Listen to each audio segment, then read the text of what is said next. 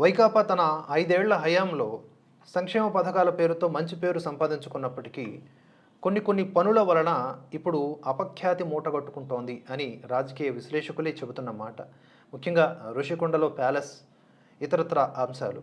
తాజాగా వైకాపా కార్యాలయాలు ప్రతి జిల్లాలో కార్యాలయాల కోసం చెప్పేసి ఈ భూములను కేటాయింపు చేసుకోవటం, వాటికి ఎంత విలువ కట్టడం, ఇవన్నీ కూడా ప్రస్తుతానికి వైరల్గా మారాయి. లోకేష్ కూడా ఎండగడతా ఉన్నారు.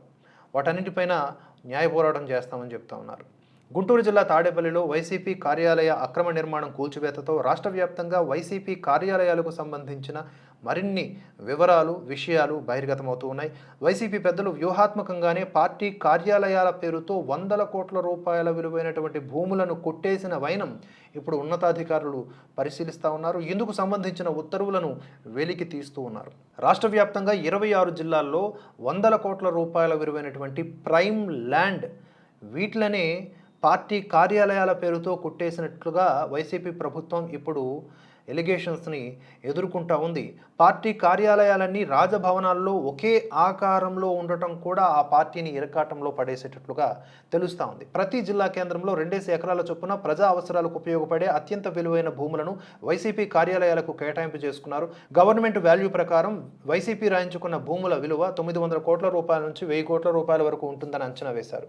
ఇక బహిరంగ మార్కెట్లో చూసుకుంటే దాదాపుగా 2000 కోట్ల రూపాయలకు పైగా ఉంటుందని అంటూ ఉన్నారు. నిషేధిత భూములు, ఇరిగేషన్ భూములు, చెరువు భూములు, దేవాలయ భూములు, అసైన్డ్ భూములు, వీటన్నింటినీ కూడా యథేచ్ఛగా కేటాయించుకున్న నాటి జగన్ సర్కార్ ఇప్పుడు జవాబులు చెప్పగలదా, చెప్పలేకుండా బిక్కమొహం వేసుకుంటుందా అనేది చూడాలి.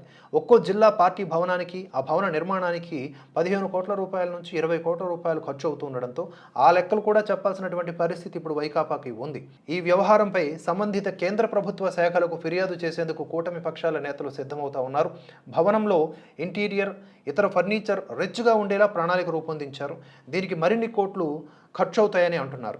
దేశ చరిత్రలో జాతీయ పార్టీలైనటువంటి కాంగ్రెస్, బీజేపీలకు కూడా ఇంత స్థాయిలో ఇంత పెద్ద కార్యాలయాలు లేవంట.